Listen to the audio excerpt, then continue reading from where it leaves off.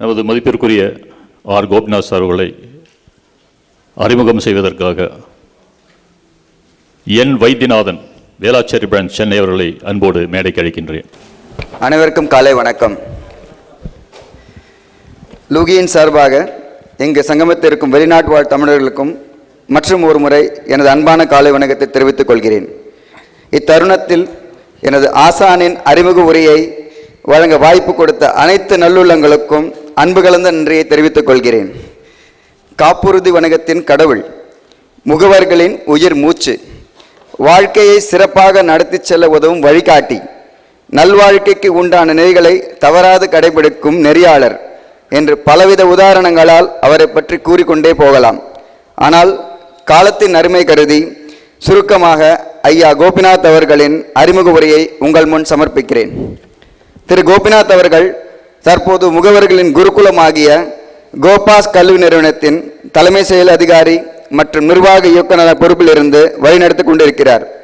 உலகின் மிகப்பெரிய காப்புறுதி நிறுவனமான LICயின் அயல்நாட்டு கிளையான இலங்கை பிரிவின் தலைமை செயல் அதிகாரியாக இருந்தவர். மேலும் ஒரு பயிற்சியாளராக மட்டும் இல்லாமல் இன்றும் சுமார் 4000 கோடி வர்த்தகம் புரியும் 4 நிறுவனங்களுக்கு ஒரு ஆலோசகராகவும் இருக்கின்றார். அவர் தற்போது உலகின் மிக பிரபல நிறுவனங்களான chartered insurance institute UK, personal financial society UK London UK மற்றும் இந்திய நிறுவனங்களின் கூட்டமைப்பு ஆகியவற்றில் ஓர் உறுப்பினராகவும் இருக்கின்றார்.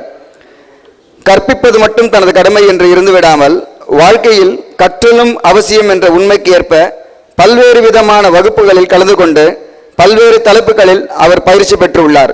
அவற்றில் சில பிரபல நிறுவனங்கள் பெயர்கள் உங்கள் கவனத்திற்கு: national insurance academy Pune, Japan நாட்டின் காப்புறுதி நிறுவனமான டயாச்சி ஃபாலியா கருத்தரங்கம், மிக பிரபல பயிற்சி நிறுவனமான XLRI போன்றவை சில எடுத்துக்காட்டுகள்.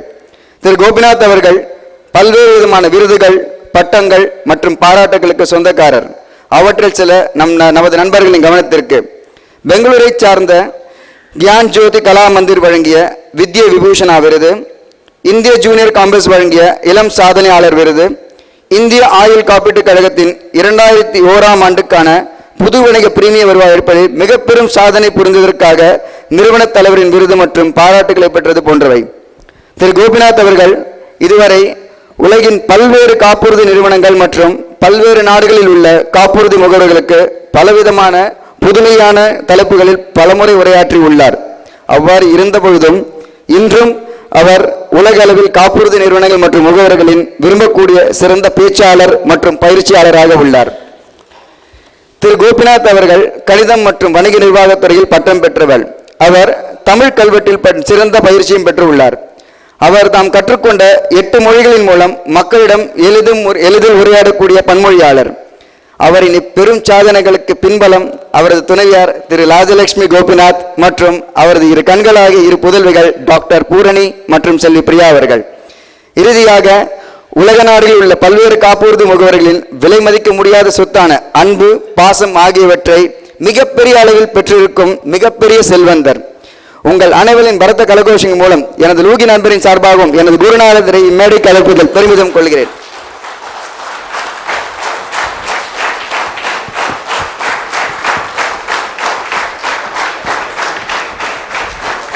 நண்பர்களே, தேங்க்யூ. திரு கோபிநாத் அவர்களுக்கு ஒரு மலர் கொத்தை அளிப்பதற்காக ஹேமாவதி டாடா பிரான்ச் கோயம்புத்தூர் அவர்களை மேடைக்கு அழைக்கின்றேன்.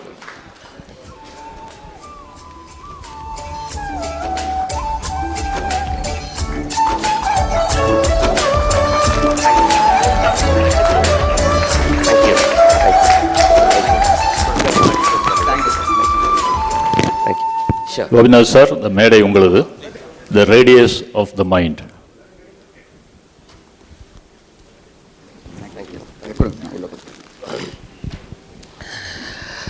தலை நிமிர்ந்து வாழும் தமிழ் இனத்துக்கு வணக்கம். காப்புறுதி முகவர் சமுதாயத்துக்கு கற்றல் என்கின்ற நற்பண்பை முதன்முறையாக இந்தியாவில் அறிமுகப்படுத்தின லுகி என்ற இயக்கத்துக்கு வணக்கம். இந்த கற்றல் என்ற பண்பு கற்றுக் கொடுப்பதற்காக முதல்ல CDC என்கின்ற பெயரில் பல நல்ல செயல்களை செய்த பிறகு இது ஒரு இயக்கமாக மாறினால் நன்றாக இருக்கும். இது பலதரப்பட்ட முகவர்களும் இதில் சேரணும்ன்ற ஒரு கருத்தோட துவக்கப்பட்ட நிறுவனம் ஒரு இயக்கம் லுகி. இன்று நாடு அளவில் வியாபித்து பல நாடுகளில் அங்கீகாரம் பெற்று அந்த நாடுகளினுடைய கல்வி பட்டங்களை கூட நம் நாட்டில் இருக்கக்கூடிய முகவர் சமுதாயத்துக்கு வழங்குகின்றது என்றால் இதனுடைய சேவை மிக பாராட்ட தகுந்தது. பெரிய கரகோஷத்தோடு இதற்கு நாம் அனைவரும் கடன் பட்டிருக்கிறோம் என்ற வகையில் பாராட்டு தெரிவித்துக் கொள்வோம்.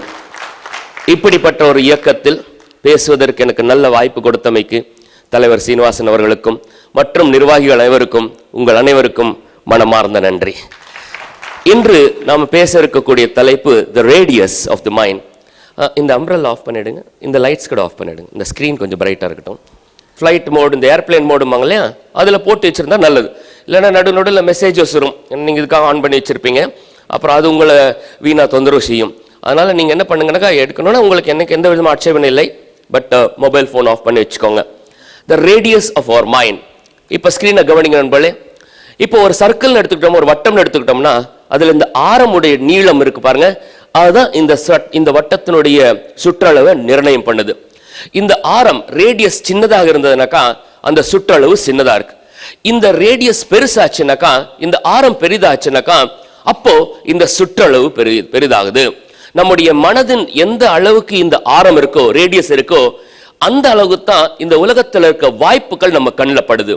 இன்னொரு முறை சொல்றேன், கவனமா கேளுங்க. நான் சொல்றதுல ஏதாவது குழப்பம் இருந்தாலோ இல்ல அதிகமான விளக்கம் வேணும்னு நினைச்சீங்கன்னா கொஞ்சம் நிறுத்தி என்ன கேளுங்க, நிறுத்தி கேளுங்க. நிறைவாக கொஸ்டின் ஆன்சர் செஷன் இருக்கு, அதுக்காக கூட நம்ம வெயிட் பண்ணணும்னு தேவையில்லை. இடையில கூட நீங்க ஏதாவது கேள்வி கேட்கணும்னு நினைச்சா தயவு செஞ்சு கேளுங்க. எனக்கு எப்பெல்லாம் தோணுதோ நான் உங்களை கேள்வி கேட்கிறேன். மறுபடியும் ஒரு தடவை சொல்றேன், ஆரம்பிக்கிறேன், கவனமா பாருங்க. இந்த மனம் மைண்ட், நம்முடைய மனிதனுடைய மனம் ஒரு வட்டத்துக்கு ஒரு ரேடியஸ் ஆரம், இதுதான் அந்த வட்டத்தினுடைய சுற்றளவு நிர்ணயம் பண்ணுது. உங்களுக்கு தெரியும், ஒரு வட்டத்தினுடைய பரப்பளவு கணக்கெடுக்கணும்னா πr² அப்படிம்பாங்க. அப்ப அந்த r எவ்வளவு இருக்கோ அந்த அளவுக்கு அதனுடைய பரப்பளவு விஸ்தாரமாகுது. இதே மாதிரிதான் நம்முடைய மனதின் சுற்றளவு. இந்த மனதினுடைய சுற்றளவுக்கு இந்த ஆரம் தான் காரணம். இந்த ஆரம் எவ்வளவு விஸ்தாரமாகுதோ, எந்த அளவுக்கு பெரிதாகுதோ அந்த அளவுக்கு இந்த மனமும் விஸ்தாரமாகுது. இதுல என்ன பெரிய ஒரு அட்வான்டேஜ், இதனால என்ன ஒரு லாபம்னாக்கா, உலகத்தில் இருக்கக்கூடிய வாய்ப்புகள் எல்லாம் இந்த சுற்றளவுக்குள்ள இருந்ததுன்னா நம்ம கண்ணில் படும். இந்த சுற்றளவு தாண்டி இருக்கக்கூடிய வாய்ப்புகள் அங்க இருக்கு. அதெல்லாம் கோல்டன் ஆப்பர்ச்சுனிட்டிஸா இருக்கலாம், டைமண்ட் ஆப்பர்ச்சுனிட்டிஸா இருக்கலாம். ஆனா இந்த வட்டத்துக்குள்ள இல்லை என்பதனால் நமக்கு கண்ணில் படாது. இதையே நாம கவனிக்கணும்னா இங்க பாருங்க, இந்த ரேடியஸ் வளரும் பொழுது ஏற்கனவே இதுக்குள்ள இருந்த ஆப்பர்ச்சுனிட்டிஸ், அதெல்லாம் உதாரணத்துக்கு இந்த நட்சத்திரங்கள்லாம் ஆப்பர்ச்சுனிட்டிஸ் வச்சுக்கோங்க. அப்ப நம்ம ரேடியஸ் இந்த அளவுக்கு மட்டும் இருந்திருந்ததுனாக்கா நம்முடைய செயல்பாடு இதுக்குள்ளதான் அமையுமே தவிர இந்த நட்சத்திரங்கள் நம்ம கண்ணில் படாது. நம்ம இயக்குவது நம்முடைய மனம் தான். அந்த மனதுடைய ஆரம் எந்த அளவுக்கு விஸ்தாரமாகுதோ, எந்த அளவுக்கு பெருசாகுதோ, உலகத்தில் இருக்கக்கூடிய வாய்ப்புகள் நம்ம பயன்படுத்திக் கொள்ள முடியுது. ஒரு சின்ன உதாரணம் சொல்லணும்னாக்கா, ஒரு நண்பருக்கு $1 மில்லியன் ரவுண்ட் டேபிள் ஆகணும்னு ஆசை இருக்கு, இல்ல ஒரு பெரிய விருது வாங்கணும்னு ஒரு ஆசை வந்தது. அப்ப என்ன ஆயிப்போச்சுன்னா, இந்த ஆரம் பெருசாச்சு. அப்போ அக்கம் பக்கம் இருக்கிற பல வாய்ப்புகள் அவர் கண்ணில் படும். அதுக்கு முன்னாடி கூட அந்த வாய்ப்புகள் இருந்ததுதான். ஆனா இவர் அதை பெருசா பொருட்படுத்தாம விட்டுருப்பார். உதாரணத்துக்கு அக்கம் பக்கத்துல ஒரு பெரிய செல்வந்தர் இருப்பார், இதுவரை அவர் கேட்க முயற்சி எடுத்திருக்க மாட்டார். அவர்கிட்ட இன்சூரன்ஸ் வாங்குறீங்களா, பேசலாமான்னு. எப்போ இந்த ஒரு ஆசை வந்துருத்தோ, எப்போ இந்த ரேடியஸ் பெருசாச்சோ, அப்ப திடீர்னு இவர் கூட கேட்டா நல்லா இருக்குமோ, ஒரு தடவை கேட்டுத்தான் பார்ப்போமே என்று முயற்சி எடுக்க முடியும். அப்ப என்னை பற்றி இந்த ரேடியஸ் எந்த அளவுக்கு பெருசாதோ அந்த அளவுக்கு நம்முடைய வாழ்க்கையில வளர்ச்சி ஏற்படுது. இது எந்த அளவுக்கு சுருங்கி போதோ அந்த அளவுக்கு நம்முடைய வாழ்க்கையினுடைய வளர்ச்சியும் சுருங்கி போகுது. இன்னொரு உதாரணம் சொல்றேன், இந்த மனம் எந்த அளவுக்கு நம்மளை கட்டுப்படுத்துதுன்னு. இருக்கிற விடயங்கள் கூட சில நம்ம கண்ணில் பட மாட்டேங்குது. ஒரு எக்ஸாம்பிள் எடுத்துப்போம். ஒரு கஸ்டமர் கிட்ட போய் ஒரு பர்டிகுலர் பேப்பர் எடுத்து கொடுக்கலாம்னு பாக்குறோம். அந்த பேப்பர் நம்ம ஃபோல்டர் தான் இருக்கு, ஆனா அப்ப தேடும் போது கையில கிடைக்க மாட்டேங்குது. இப்ப எப்பமாவது உங்களுக்கு அந்த மாதிரி நடந்ததுண்டா? ஆமாம் இல்லை சத்தமா சொல்லணும். அதன் பிறகு நீங்க வெளியில பார்க்கும்பொழுது அந்த பேப்பர் அங்கே தான் இருந்தது, உங்களுக்கு தெரியுது, அடடா இங்க தானே இருந்தது, எப்படி இதை மிஸ் பண்ணேன்? ஏன்னா அந்த கஸ்டமர் கிட்ட இருக்கும்பொழுது ஒரு பதட்ட நிலை, ஒரு உதாரணத்துக்கு சொல்றேன், அந்த பதட்ட நிலையில இந்த ஆரம் குறைஞ்சு போச்சு, நம்முடைய முழு திறமை நமக்கு தெரியாம போச்சு. அப்போ இந்த இருந்த பேப்பர் நமக்கு கண்ணில் படாம போச்சு, இல்லாம போச்சு. சில சமயம் நீங்க பாருங்க, ஒரு டேபிள் மேல சாவி கொத்து தேடுவாங்க, சாவி எங்கன்னு கேட்பாங்க, கண் எதிரில தான் இருக்கும், அப்ப இந்த வீட்டுல எது வச்சாலும் எங்க வைக்கிற இடத்துல வைக்க மாட்டாங்க அப்படின்னு சத்தவளம். அவங்க ஓடி வந்து பார்த்து இது என்னது அப்படின்னு கண்ணு முன்னாடி இருக்க சாவி எடுத்து காட்டும். இது என்னது? சாவிதானே. அப்ப ஏன் அது நம்ம கண்ணில் படல? அப்ப நம்ம இயக்குவது எல்லாமே இந்த மனம்தான். இந்த மனதினுடைய செயல்பாடு மூலமா தான் நம்முடைய உடல் இயங்குது. இந்த உடல் இயக்கத்தின் மூலமா தான் நாம் வாழ்க்கையில் வெற்றிகளை சாதித்துக் கொள்கிறோம். மறுபடியும் சொல்றேன், கவனமா கேளுங்க. இந்த மனதினுடைய செயல்பாடு தான் இந்த உடலினுடைய செயல்பாடு தீர்மானம் பண்ணுது. இந்த உடலினுடைய செயல்பாடு மூலமா தான் வாழ்க்கையில் நம்ம வெற்றி செல்வம் எல்லாமே சம்பாதிக்கிறோம். அதனால தான் இந்த மனதினுடைய செயல்பாடு தீவிரமா இருக்கணும். இந்த ரேடியஸ் பத்தி நான் பேசுறது ஒரு புதுமையான ஒரு கான்செப்ட் கிடையாது. 2500 வருடங்கள் முன்னாடி வள்ளுவர் இதுதான் சொன்னார். எங்க நம்ம நண்பர்கள் யாராவது ஒருத்தர் அங்க எழுதியிருக்க திருக்குறள் கொஞ்சம் படிங்க பார்க்கலாம். வெள்ளத்தனை மலர் நீட்டம் மாந்தர்தம் உள்ளத் அணையது உயர்வு. அணைய அப்படின்னா எக்ஸாம்பிள் அர்த்தம். அணைய என்கின்ற வார்த்தைக்கு மாதிரி, அது போல் அப்படின்னு அர்த்தம். வெள்ளத்தனைய மலர் நீட்டம் மாந்தர்தம் உள்ளத்தனையது உயர்வு. அந்த உள்ளம் தான் மைண்ட். உள்ளம்ங்கிறது ஒரு நல்ல ஒரு சிறப்பான ஒரு வார்த்தை. ஏன்னா இந்த மைண்டை பத்தி பேசும்போது ஆங்கிலத்தில் நிறைய கன்ஃபியூஷன் வரும். மைண்டும்பாங்க, ஹார்ட்டும்பாங்க, இதுலம்பாங்க, சில சமயம் ஸ்பிரிட்டும்பாங்க, ஆன்மீகம்பாங்க. உள்ளம் என்பது இது மூன்றும் கலந்தது. இது மூன்றும் கலந்தது உள்ளம். எப்படி? நம்முடைய மனதினுடைய செயல்பாடு. உதாரணத்துக்கு உங்களுடைய இன்டெலெக்ட், அறிவு, உங்களுடைய உணர்வுகள், எமோஷன்ஸ், மனசு, இந்த இதயம் சம்பந்தப்பட்டது. அதே சமயத்தில் ஆன்மீகம், இது எல்லாம் கலந்து உள்ளம். அதனால வள்ளுவர் உள்ளம் என்கின்ற வார்த்தையை பயன்படுத்தியிருக்கார். வள்ளுவருக்காக ஒரு பெரிய பாராட்டு தெரிவிக்கிறோம். இதெல்லாம் போராது, பெரிய பாராட்டு. தெய்வ புலவர் அவருக்கு பாராட்டு தெரிவிக்கும் பொழுது,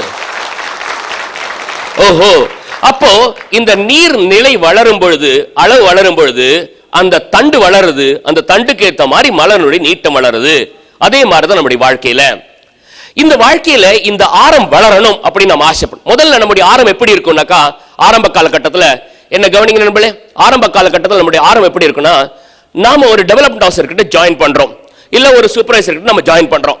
அப்ப நம்ம என்ன பார்ப்போம்னா, இந்த டீம்ல யாரெல்லாம் நல்லபடி செய்யறாங்க, பெரிய அளவு. அப்ப நம்முடைய ஆரத்தினுடைய நீளம் எப்படி இருந்ததுன்னா, நம்ம டீம்ல இருக்கக்கூடிய அந்த 5, 10, 50, 60 பேர்ல என்னுடைய நிலைமை எப்படி இருந்ததுன்னு. அப்ப மெல்ல மெல்ல பிரான்ச் கிளைன்னு வந்த பிறகு அங்க இருக்கக்கூடிய ரேங்கிங் லிஸ்ட் அதெல்லாம் பார்த்த பிறகு என்ன நடக்குன்னா, ஓஹோ, இந்த கிளையில என்னுடைய நிலைமை என்ன, அதுல முன்னேறி வர முடியுமா. அப்புறம் இந்த மாதிரி கூட்டமெல்லாம் அட்டன் பண்ணும்பொழுது வேற வேற கோட்டத்துல இருந்து வேற வேற டிவிஷன்ல வரும்பொழுது அப்ப அவங்களெல்லாம் பார்க்கும்பொழுது இந்த நிலைமையில எனக்கு முன்னால வரும். அப்ப இந்த ஆரம் வளர்ந்து கொண்டே போச்சுனாக்கா அப்ப நம்ம வாழ்க்கையில ப்ரோக்ரஸ் வருது. இல்ல இந்த கிணத்து தவளையா சில பேர் இருப்பாங்க, அது இது அப்படி இருந்தா போறோம் அப்படின்னு இருக்காங்க பாருங்க, அவர்கள் வாழ்க்கையில பெரிய முன்னேற்றம் வருவதில்லை. முதல்ல நாம ஒரு கேள்வி கேட்கணும் நம்ம எல்லாரையும். நாம யாரு? நாம கொடுப்பவரா எடுப்பவரா அப்படிங்கிற ஒரு கேள்வி கேட்க. இந்த உலகத்துல நீங்க பாத்தீங்கன்னாக்கா 2 விதமான ஆட்கள் உண்டு. ஒருத்தர் எடுப்பவர், கன்சியூமர், இருக்கிறதெல்லாம் வாங்கிக்கிறது, உட்கொள்வது. இன்னொருத்தர் எப்படிப்பட்டவர்னாக்கா, கொடுப்பது, வழங்குவது, அக்கம் பக்கம் இருக்கிறவர் வாழ வைப்பது, இவங்க எல்லாம் பாத்தீங்கன்னா கொடுப்பவர். இப்ப கேள்வி என்னன்னாக்கா, நாம எப்படிப்பட்டவர்? How are we? இதுல நாம அதிகமா எப்படிப்பட்டவர்? அப்போ வாங்காம இருக்க முடியாது, அதாவது நம்மளால மற்றவங்க எடுக்காம இருக்க முடியாது. ஆனால் நாம கொடுக்கிறது அதிகமா இருக்கா, நாம எடுக்கிறது அதிகமா இருக்கா இந்த உலகத்துல வாழ்க்கையில? உதாரணத்துக்கு நாம யோசிக்கணும், நான் கன்சியூமர் மோர் தென் கிவரா? எங்க அங்க ஸ்கிரீனை பாருங்க, என்ன எழுதிருக்கு? கன்சியூமர் மோர் தென் கிவர். அப்போ நான் எடுப்பது, நான் இந்த உலகத்திலிருந்து எடுத்துக்கொள்வது அது ரொம்ப அதிகம். நான் இந்த உலகத்துக்கு கொடுப்பது அதை விட குறைவு. இப்படி வாழறானா நானு? இல்ல நான் இப்படி வாழ்க்கை வாழறேனா? இந்த உலகத்திலிருந்து நான் எடுப்பதை காட்டிலும் இந்த உலகத்துக்கோ இந்த சமுதாயத்துக்கோ நான் கொடுப்பது அதிகமா இருக்கா? முதல் கேள்வி நாம மனிதனாக நம்ம இதை கேட்டுக்கொள்ளணும். நான் யாரு? நான் கன்சியூமரா இருக்கிறேனா? கன்சியூமர்னா உலகத்தில் இருக்கிறது எல்லாத்தையும் உட்கொள்வது, கொடுப்பது, மற்றவர்களுக்கு வழங்குவது. இதுல நான் எது அதிகமா செய்யறேன்? ரெண்டும் செஞ்சுதாகணும். இந்த உலகத்தினுடைய இந்த சமுதாயத்தினுடைய சப்போர்ட் எல்லாம் வாழ முடியாது, ஒத்துக்கிறேன். ஆனா எடுக்கிறோமே, அதை விட அதிகமா கொடுக்கிறோமா என்கின்ற கேள்வி. அது போல பல பெரிய மனிதர்கள் வாழ்ந்து கொண்டிருக்கிறார்கள். அது போன்ற பெரிய மனிதர்களுக்காக ஒரு பெரிய பாராட்டு தெரிவிக்கிறோம். எடுப்பதை விட அவர்கள் கொடுத்தது அதிகமா இருக்கு. எங்க ஏதாவது 1-2 உதாரணங்கள் சொல்லுங்க பார்க்கலாம். அந்த மாதிரி doctor A P J Abdul Kalam, Natteswari madam சொன்னாங்க. தலைவர் கோயம்புத்தூர் ஸ்ரீனிவாசன் அவர்கள் ஒரு பெரிய பாராட்டு தெரிவித்துட்டோம். இந்த மாதிரி பலவர்கள், இந்த மாதிரி நல்லவர்கள் இருக்காங்க. ஒரு மனிதனாக நாம கொடுப்பது, கிவர், எடுப்பதை விட பெரிதாக இல்லை என்றால் மனிதன் என்று சொல்வதற்கு என்று அர்த்தம். அப்ப அதுக்கு நாம எதுக்கு மனிதனா வரணும்? மனித பிறவி இல்லாத பல விடயங்கள் கன்சியூமர் குறைவாகவும் கிவர் அதிகமா இருக்கு. ஒரு உதாரணம், இப்போ இந்த தென்னை மரத்துக்கு கிவர் அப்படின்ற பட்டம் கொடுத்தால் தப்பு கிடையாது. ஆமாவா இல்லவா? சத்தமா சொல்லணும். இது உலகத்திலிருந்து எடுத்துக்கொள்ளக்கூடிய நீராகட்டும் இல்ல சக்தாகட்டும், இதை விட அது திருப்பி எவ்வளவு கொடுக்குது? ஒவ்வொரு பகுதியும் உதவியா இருக்குது. அதிலிருந்து வரக்கூடிய இளநீர் ஆகட்டும், வாட்டர், அதில் இருக்கக்கூடிய தேங்காய் ஆகட்டும், சாப்பாட்டுக்கு பசிக்கு பசி ஆற்றுவதாகட்டும், இல்ல அதன் மூலமா நமக்கு கிடைக்கக்கூடிய அந்த எண்ணெய் ஆகட்டும். நாளைக்கு ஒரு இடத்துல ஒரு 4 தென்னை மரம் நட்டு வச்சிருக்கும் போது அந்த குளிர்ந்த அந்த ஒரு நிழல்ல உட்கார்ந்து இருக்காங்களே, அந்த ஷேடு 10 பேருக்கு உபயோகமா இருக்கு. இதை பிரிச்சு நாரா பிரிச்சு அதையே ஒரு நாரா யூஸ் பண்ணிக்கிட்டு அதுல கயிறை திரிச்சு எவ்வளவு விஷயங்கள் பயன்படுத்துறாங்க. இன்னும் சொல்ல போனா இது சில சமயம் விறகாவும் உதவியா இருக்கு. சில பேர்லாம் இதையே கூரை வெஞ்சி போட்டிருக்காங்க. சில பேருக்கு இது பாயா கூட அமைஞ்சிருக்கு. அப்ப நீங்க கேளுங்க, ஒரு தென்னை மரம் இருக்கிற கிவர் கெப்பாசிட்டி கூட ஒரு மனிதனாக எனக்கு இல்லை என்றால் அப்புறம் நான் மனித இனம் எதற்காக? இது எடுத்துக்கொள்வதை காட்டிலும் கொடுப்பது அதிகமாக பயன் பெற்றிருக்கே, எடுப்பதை காட்டிலும். இது போல பல உதாரணங்கள் எனக்கு என்னால் உங்களுக்கு கொடுக்க முடியும். இதையும் கிவர் என்று சொன்னால் தவறு கிடையாது. வாழை மரத்தையும் கிவர் என்று சொன்னால் தப்பு கிடையாது. ஆமாம் இல்லை? ஒரு மயில் கூட பாருங்க நண்பர்களே, எவ்வளவு சந்தோஷமாக மற்றவர்களை அதை பார்க்கும் போது ஒரு இன்பம் கொடுக்கக்கூடிய அளவிற்கு. அப்ப நானும் நீங்களும் நம்ம கம்பேர் பண்ணி கேட்டுக்கணும். 6 அறிவு படைத்தோம் என்றோம், எவ்வளவு விடயங்கள் பெற்றுக் கொண்டிருக்கிறோம், இந்த உலகத்தில். அப்பா அப்பா அப்பா எவ்வளவு பெரிய லிஸ்ட். அங்க அது சும்மா லிஸ்டா போட்டு முடிச்சிருக்கேன். சொல்லணும்னா பக்கம் பக்கமா போவோம். அங்க பாருங்க என்னெல்லாம் பெற்றுக் கொண்டிருக்கோம், உலகத்திலிருந்து என்னெல்லாம் பெற்றுக் கொண்டிருக்கோம். ஃபுட், இந்த ஃபுட் எப்படிப்பட்ட தெரியுமா? சில சமயம் மனுஷனுக்கு ஊட்டி விடுறாங்க, ஊட்டி விட்டுருக்காங்க. மிருகங்களுக்கு ஊட்டி விடுறதாக நீங்க பார்க்க முடியாது. சின்ன வயசு ஒரு 2 மாசம் வரல இருக்காம். சில சமயம் மனிதர்களுக்கு அப்படியெல்லாம் பெற்றுக்கொண்டு நாம் என்ன திருப்பி கொடுத்திருக்கிறோம்? What have we got? என்ன கொடுத்திருக்கிறோம்? ஒவ்வொன்றும் நீங்க பாருங்க. பணம், எத்தனையோ பேர் கஷ்டப்பட்டு சம்பாதிச்ச பணம் நம்ம மேல செலவு பண்ணாங்க. கல்வி, கல்வி இல்லைன்னாக்கா வள்ளுவர் சொல்றாரு, கல்வி கல்வி உடையார் கண்ணுடையார். அப்ப கல்வி இல்லாதவர் முகத்திரண்டு புண்ணுடையாருங்கிறார். அப்படிப்பட்ட கல்வி தேடி தேடி நமக்கு கொடுத்தாங்க, திணிச்சாங்க. சில சமயம் ஹோம்வொர்க் பண்ணலனா கூட அவ்வளவு சமுதாயம் நம்மளை பாதுகாத்திருக்கு, அவ்வளவு கொடுத்திருக்கு. வாய்ப்புகள் ஆகட்டும், இன்னைக்கு ஒரு ரோடு ஃபெசிலிட்டி எல்லாம் யூஸ் பண்றோமா, சிவிக் கம்யூனிட்டிஸ் எவ்வளவு பெற்றுக் கொண்டிருக்கிறோம், எவ்வளவு பெற்றுக் கொண்டிருக்கிறோம். 24 மணி நேரத்தில் எடுத்துக்கொள்வது இவ்வளவு இருக்கு, எவ்வளவு இருக்கு பாருங்க. எவ்வளவு எனர்ஜிஸ், எலக்ட்ரிசிட்டில இருந்து மற்றவர்கள் துணையாகட்டும். இன்னைக்கு இந்த இயற்கையினுடைய 5 விடயங்கள் இருக்கு பாருங்க, பூமி, நீர், ஆகாயம், நெருப்பு, எல்லாத்தையும் பெற்றுக் கொண்டிருக்கிறோம். இப்ப கேள்வி என்னவென்றால், என்ன திருப்பி கொடுக்க முடியும்? இந்த ஆரம் வளர வேண்டும் என்றால், ரேடியஸ் வளரணும்னா ஃபர்ஸ்ட் அண்ட் ஃபார்மோஸ்ட் நாம the purpose of our birth புரிந்து கொள்ள வேண்டும். எதற்காக பிறந்தோம், ஏன் வந்தோம், அந்த பர்பஸை புரிந்த பிறகுதான் இந்த ரேடியஸே வளர ஆரம்பிக்கும். இந்த ரேடியஸ் எந்த அளவுக்கு வளருதோ அந்த அளவுக்கு வாழ்க்கையில் விஸ்தாரம் வரும். இந்த கேள்விக்கு பதில் கிடைக்கவில்லை என்று வைத்துக் கொள்ளுங்கள். எந்த கேள்விக்கு? என்னால என்ன கொடுக்க முடியும், நான் எடுத்துக்கொண்டிருக்கிறேனே, அந்த மாதிரி எதுக்காக பிறந்தேன், அந்த மாதிரி ஒரு கேள்விக்கு பதில் கிடைக்கலனாக்கா இந்த ஆரம் ரொம்ப சின்னதா இருக்கும். ஏன்னா மனிதன் தனக்கு மட்டுமே யோசிக்க ஆரம்பிச்சிருவான். எனக்கு கிடைச்சதா, எனக்கு கிடைச்சதா, எனக்கு கிடைச்சதா, அப்ப கிடைத்தது போதும் என்ற மனப்பான்மை வந்து விடுகிறது. இந்த ஆரம் வளரணும்னாக்கா நோட் புக்கில் எழுதிக்கோங்க, எழுதிக்கோங்க. இந்த ஆரம் வளரணும்னாக்கா 2 விடயங்கள் வேணும் நமக்கு, எழுதிக்கோங்க. 1 ஆசை, 2 நம்பிக்கை. இது 2 இருந்தால் இந்த ஆழம் வளரும். மறுபடி சொல்றேன், இந்த ரேடியஸ் வளரணும்னாக்கா 2 விடயங்கள், 2 விஷயங்கள் மனசுல வாங்கிக்கணும். 1, இந்த பின்னாடி உட்கார்ந்து கொஞ்சம் முன்னாடி வந்துடலாம், உங்களால ஸ்கிரீன் பார்க்க கூட முடியாது. முன்னாடி வந்துருங்க, இந்த எழுத்துக்கள் சின்னதா இருக்கும். முன்னாடி வந்துருங்க, முன்னாடி. இந்த ரேடியஸ் வளரணும்னா 2 விஷயங்கள் வளரணும். ஆசை வளரணும், இன்னொன்னு நம்பிக்கை வளரணும். நம்பிக்கை வளரணும். ஆசை அப்பப்போ வளர்ந்துடும். ஆசையெல்லாம் சில சமயம் வந்தா வந்துடும். எப்படின்னாக்கா ஏதோ ஒரு பெரிய ப்ரோக்ரஸ் மற்ற மேற்கொண்டு முன்னேற்றத்தை பார்க்கும்பொழுது ஒரு வழியில பார்த்தீங்கன்னா ஆசை வந்துடும். நாமளும் அப்படி இருந்தா நல்லா தானே இருக்கும். ஆனா இந்த நம்பிக்கை இருக்கு பாருங்க, அதுதான் பாடப்படுத்தும். நமக்கெல்லாம் அது ஓவரா தெரியல, நம்ம மனசே நமக்கு அதெல்லாம் நீங்கெல்லாம் ஆசைப்படலாமா, நாம பிறந்த இடம் என்ன, நம்ம வாழ்ந்த இடம் என்ன, இப்படியெல்லாம் நம்ம ஆசைப்படலாமா? அப்ப என்ன ஆகும், என்ன கவனிங்க, இந்த ஆசை, இந்த ஆரம் ரேடியஸை வளர்க்கறதுக்கு ஆசைப்படுது, இந்த நம்பிக்கை அதை தடுத்து நிறுத்துறது. நம்முடைய மனம் எப்படி செயல்படுதுனாக்கா, இந்த மனத்துக்கிட்ட 2 ஸ்டாம்ப் இருக்கு. 2 ஸ்டாம்ப்.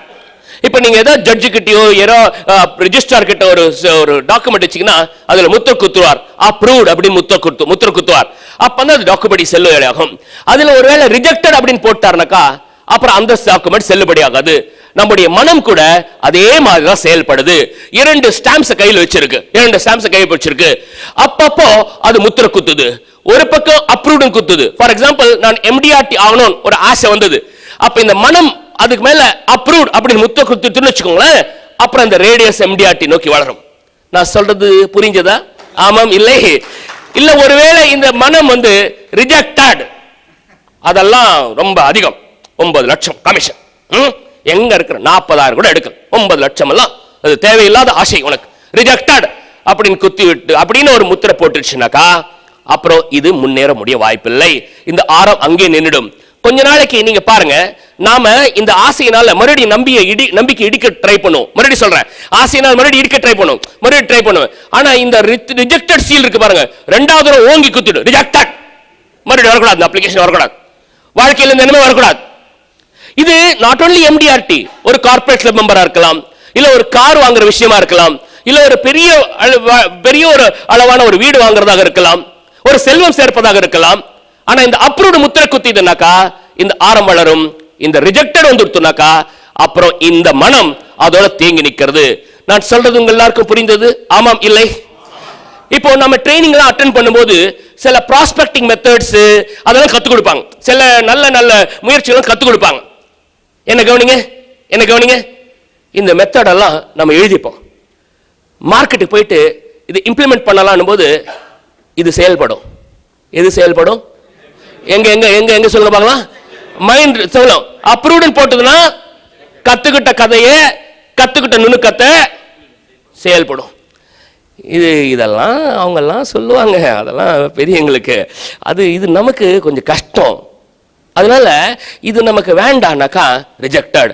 இன்னும் சொல்ல போனா நாம கற்றுக்கொண்ட கல்வியில கிட்டத்தட்ட 95% நாமளே மறுதலிச்சுக்கிறோம்.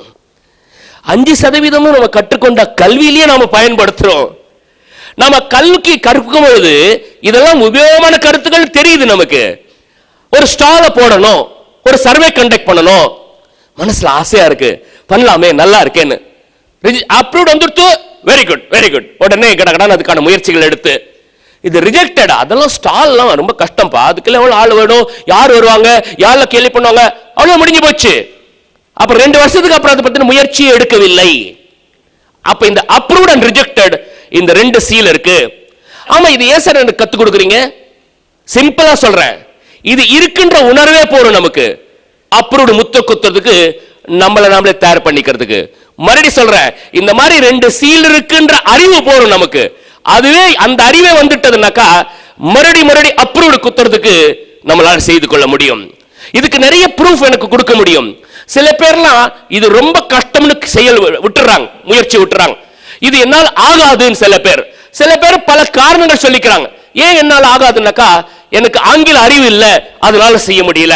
இன்னும் சில பேர் என்ன நினைப்பாங்கன்னா, நான் இருக்கிற ஒரு ஊர் இருக்கு பாருங்க, அதுல 50,000 பாப்புலேஷன், இதுல போய் நான் எங்க MDRT எல்லாம் பண்ணிக்கிட்டு, இப்படி பல காரணங்களால. இன்னும் சில பேர் எப்படிப்பட்டவங்கனாக்கா, சார் ஏஜென்சி எடுத்து 2 வருஷம் கூட ஆகல, இதுக்குள்ள MDRTன்றீங்க, 20 வருஷம் ஏஜென்ட்ல MDRT ஆகல, நான் எங்க இருந்து ஆறுது? இப்ப இந்த 20 வருஷம் ஏஜென்ட் சொன்னாக்கா நம்ம எல்லாம் அந்த காலத்துல பண்ணிருக்கலாம். இப்போ நம்ம எங்க, இதெல்லாம் பசங்க வந்திருக்காங்க, அவங்க பண்ணுவாங்கன்னு. போன் ஆஃப் பண்ணுங்க சாருக்கு அந்த போன் ஆஃப் பண்ண சொல்லுங்க. ஆஃப் பண்ணுங்க, உள்ள எடுத்து வச்சிருங்க. இது டேபிள் இருந்தால் தான் பிரச்சனை உங்களுக்கு. டேபிள் வந்து ஃபிளாஷ் பண்ணிட்டே இருக்கும், பார்க்கணும்னு தோணும். அது உள்ள தூக்கி போட்டிங்கன்னா அந்த பிரச்சனை இருக்காது. எங்கேயா தூக்கி உள்ள போட்டுருங்க, அது கண்ணில் இருந்ததான். நீங்கள் ஃபோன் ஆன் பண்ணி வச்சிருந்தீங்கன்னு வச்சுக்கோங்களேன், மெசேஜ் வரும். மெசேஜ் வந்து என்ன ஆகும்னாக்கா, நீங்க மெசேஜை பார்த்துட்டீங்கன்னு அவருக்கு தெரிஞ்சு போயிடும். அப்ப பதில் எதிர்பார்ப்பார். நீங்க ஆஃப் பண்ணி வச்சிருந்தீங்கன்னா மெசேஜ் இன்னும் படிக்கலன்னு தெரியும் அவருக்கு, இன்னும் மெசேஜ் போய் டெலிவரி ஆகலன்னு அவருக்கு தெரியும். ஸோ உங்களுக்கு பதில் எதிர்பார்க்க மாட்டார். ஆண்டவனே கூட நீங்க மெசேஜ் படிக்கலன்னா பதில் எதிர்பார்க்க மாட்டார், படிச்சாதான் ஆண்டவனே பதில் எதிர்பார்க்கிறாரு. அதனால்தான் அதை ஆஃப் பண்ணி வச்சிட்டோம்னா அந்த மெசேஜை பிளாக் பண்ணிடலாம். சரி, அடுத்த கேள்வி. இப்போ இந்த அப்ரூவ்ட் ரிஜெக்டட், இந்த ரிஜெக்ஷனுக்காக வேண்டி நமக்கு மனசுல பல காரணங்கள் இருக்கு. ரிஜெக்ஷன் பண்றேன்னா சும்மா ரிஜெக்ட் பண்ணல, நானு எனக்கு காரணம் இருக்கு. கோபிநாத் சார் நீங்க பேசுறீங்க எம்டிஆர்டிசி கரெக்ட், நீங்க எல்லாரும் சொல்றீங்க. ஆனா ஏன் நிலைமை தெரியாம பேசுறீங்க. நீங்க வந்து பொதுவா சொல்றதெல்லாம் கரெக்டான கருத்து தான். ஆனா என்னுடைய இந்த பர்டிகுலர் பிரச்சனை பத்தி உங்களுக்கு தெரியாது, அதனால தான் ரிஜெக்ட் என்ற முத்திரை குத்துறேன். இதுக்கு சில உதாரணங்கள் அவங்க முன்னாடி வைக்கிறேன். இந்த லேடியை பாத்தீங்கன்னாக்கா இவங்க பேர் வந்து உஸ்ரா மர்தினி. இவங்க சிரியா நாட்டை சேர்ந்தவர்கள் இவங்க. இந்த சிரியால இவங்க வந்து ஸ்விமிங் காம்படிஷன்ல பங்கெடுத்து ஒரு நல்ல நேஷனல் லெவல்ல பங்கெடுக்கக்கூடியவங்க. அப்புறம் சிரியா மீது தாக்குதல் ஏற்பட்டதுனால பல இடங்கள்ல அந்த ஊரெல்லாம் நஷ்டம் ஏற்பட்டு இவங்க வீடெல்லாம் எரிஞ்சு போச்சு. இவங்களும் இவங்களுடைய சகோதரி மட்டும்தான் மிந்தினாங்க. மொத்த குடும்பத்துல எல்லாரும் இறந்து போயிட்டாங்க. இவங்களும் இன்னொரு ஆயிரக்கணக்கான பேர் அந்த நாட்டில் இருந்து தப்பிக்கிறதுக்காக பல முயற்சி எடுத்து எங்கெல்லாம் வழி கிடைக்குதோ தாண்டி வெளியில வந்து அப்புறம் மெல்ல மெல்ல இவங்கெல்லாம் ஒரு டர்க்கி வரல வந்துட்டாங்க. டர்க்கியில இருந்து கிரீஸுக்கு இவங்களை கொண்டு போகணும், அகதிகளை கொண்டு போகணும். கையில பாஸ்போர்ட் இல்ல, எதுவுமே கிடையாது, உடைமைகளே கிடையாது, போட்டிருக்க துணியோட வந்திருக்கிறாங்க. ஒரு படகுல ஏத்தி கள்ளப்படகு அதுல வந்து 8 பேர் பயணம் பண்ணலாம். ஆனா 8 பேர் போறக்கூடிய படகுல 25 பேர் ஏத்தி கடல்ல கப்பல். இது பாதி வழியில மோட்டர் நின்னு போச்சு பாதி கடல் வழியில். இப்ப இவங்க என்ன பண்றாங்க, இவங்களும் இவங்களுடைய தங்கையும் 2 பேருக்கும் நீச்சல் தெரியுங்கிறதுனால நீந்தி இந்த படகை தள்ளி 5 மணி நேரம் தள்ளி கொண்டு கிரீஸ் கரையில் கொண்டு சேர்த்தாங்க. இந்த படகை போதாது, பெரிய பாராட்டு தெரிவிக்கணும். கிரீஸ் நாட்டுக்கு வந்த பிறகு அங்கிருந்து சில டிரான்ஸ்போர்ட் எல்லாம் கிடைச்சி இதை பிடிச்சி அதை பிடிச்சி ஜெர்மனி பெர்லின் வந்து நின்னாங்க. பெர்லின் அகதிகளாக இருக்க இடம் கூட இல்லாமல் வீதிகளை தெரிந்து கொண்டிருந்தவர்கள் அங்க ஒரு ஸ்விமிங் பூல் எல்லாம் பார்த்து அதுல ஏதோ காம்படிஷன் தெரிஞ்ச உடனே இவங்க ஸ்விம்மருங்கிறதுனால நானும் பங்கெடுத்தாங்க. பங்கெடுத்து ஒலிம்பிக் லெவலுக்கான குவாலிஃபிகேஷன் லெவலை தாண்டிட்டாங்க. சோ அவங்க என்ன நினைச்சாங்க, ஒலிம்பிக் நீங்க குவாலிஃபை இருக்கீங்க, நீங்க ரெப்ரசென்ட் பண்ணலாம், ஆனா உங்களுக்கு நாடே கிடையாது, நாடு இல்லாம எப்படி ரெப்ரசென்ட் பண்றது? சோ இவங்க ஒலிம்பிக் கமிட்டிக்கு லெட்டர் எழுதுறாங்க. குவாலிஃபைங் கண்டிஷன் இருக்கு, நாடு இல்லைன்ற காரணத்தால என்ன நீங்க ரிஜெக்ட் பண்ணக்கூடாதுன்னா முதல் முறையாக ஒலிம்பிக்ல அகதிகளுக்குன்னு ஒரு டீமை ஃபார்ம் பண்ணி நாடே இல்லாமல் கொடியே இல்லாமல் தேசிய கீதம் இல்லாமல் பங்கெடுத்த. இப்போ இந்த ரிஜெக்டட் சீல் போடுறதுக்கு எத்தனை காரணம் சொல்ல முடியும் உங்களால? மறுபடி சொல்றேன், இந்த ரிஜெக்டட் சீல் போடுறதுக்கு எத்தனை காரணம் சொல்ல முடியும் அவர்களால்? ஆனா மறுபடி என்ன சீல் குத்தினாங்க? சத்தமா சொல்ல எல்லாரும், இன்னொரு முறை சொல்லுங்க பார்க்கலாம். அப்ப சிஓடிங்கிற என்ன வரட்டும், டிஓடிங்கிற என்ன வரட்டும், ஒரு பெரிய ஆல் இந்தியா லெவல்ல நம்பர் 1 வரணும், ஒரு முத்திரை வரட்டுமே, அப்ரூவ் போடுவோமே என்று நான். அது ஆரம்ப நிலையில் எதுக்கு அது ரிஜெக்டட்? எதுக்கு ஐயா? ஒரு முகவர் இந்த வருடம் 6.5 கோடி ரூபாய்க்கு கமிஷன் எடுத்திருக்கிறார். 6.5 கோடி ரூபாய்க்கு ஒரு வருடத்துக்கான கமிஷன். ஒரு பெரிய பாராட்டு தெரிவித்திடும் அவர்களுக்கு. 6.5 கோடி. இந்த 6.5 கோடியில சார் 6.5 கோடி ரூபாய்க்கு ஒரு வாங்கின கமிஷன்ல கிட்டத்தட்ட 2 கோடி ரூபாய் தன்னுடைய ஸ்டாஃபுக்கு செலவு பண்ணிருக்கார். 2 கோடி ரூபாய் தன்னுடைய டீமுக்காக. அப்போ இதெல்லாம் எப்படி நடக்குது? மனதினுடைய செயல்பாடு தான். நான் உங்களுக்கு எத்தனை வேணுமாலும் உதாரணம் சொல்ல முடியும் நண்பர்களே. உடல்ல சில பிரச்சனைகள் இருக்கும்போது கூட இந்த மனதில் அப்ரூவ்ன்ற சீலை குத்தி சாதித்த தங்க மனகன் தான் இவர் நண்பர்களே. உடம்பில் ஒவ்வொரு வாழ்க்கையின் ஒவ்வொரு மாதமும் ஒவ்வொரு வாரமும் ரிஜெக்டட் சமுதாயம் சீல் குத்தும் போது கூட தனக்கு தானே அப்ரூவ்ட் சீல் குத்தி கொண்டு இன்னைக்கு நம்ம நாட்டுடைய பெயரை நிலவி எடுத்திருக்கிறார். சேலம், தட்ஸ் ரைட், சேலத்துக்காரர், நம்ம ஊருக்காரர், வெரி குட், நல்லது. அந்த சேலம்னாலே அந்த ஒரு எஃகு தன்மை வந்துடும் போல் இருக்கும், ஸ்டீல்னஸ், எதிர்த்து நிற்கக்கூடிய ஒரு தன்மை வந்துடும் போல். வெரி குட், அருமை. சேலத்துக்காரங்கள்ட்ட இன்னொன்று ரொம்ப பிடிச்ச விஷயம் என்ன தெரியுமா? மனசளவுல பாத்தீங்கன்னாக்கா ஒரு முயற்சின்னு வரும்போது ரொம்ப கடினமா இருப்பாங்க, ஆனா உறவுன்னு வரும்பொழுது மாம்பழமாள் இனிப்பா இருப்பாங்க. அந்த 2 காம்பினேஷன் பாத்தீங்கன்னா சேலத்துல அருமையான காம்பினேஷன், இது டெட்லி காம்பினேஷன். சரி, இப்போ இன்னொரு உதாரணம் சொல்றேன். போட்டோகிராஃபி. உங்கள நிறைய பேருக்கு போட்டோ எடுக்க பிடிக்கும். சில பேர்லாம் செல்ஃபி எடுத்து பாவம் மொத்த கேமரா சைஸே முடிஞ்சு போகுது இல்லை, அதுக்கு இடம் இல்லாத அளவுக்கு செல்ஃபி படம். இப்ப படம் எடுக்கணும், ஒரு போட்டோ எடுக்கணும் அப்படின்னாக்கா கேமரா இருக்கணும், அது உண்மைதான். ஆனா கண் பார்வை இருந்தாலும் போட்டோவை எடுக்க முடியும். கண் பார்வை இல்லாதனால எப்படி கேமராவை இயக்கி போட்டோ எடுக்க முடியும்? சரி, இப்போ கண் பார்வை இல்லாம கேமரா வச்சு போட்டோ எடுக்கணும்னா லக் பை சான்ஸ் இதை எடுக்கலாம். கண் பார்வை இல்லை, சும்மா கிளிக் பண்ணும், ஒரு பெரிய பில்டிங் அது அசைவா போது எடுத்துடலாம். ஆனா கண் பார்வை இல்லாமல் ஒரு போட்டிய ஸ்போர்ட்ஸ் ஈவென்ட் போட்டோகிராஃப் எடுக்கணும்னா அது எப்படி முடியும்? இந்த தரம் பாரா ஒலிம்பிக்ஸ்ல ரியோல போட்டோகிராஃபரா வந்தவர், இங்க பார்க்க வேண்டியவர். இவர் எப்படிப்பட்டவர் நண்பர்களே?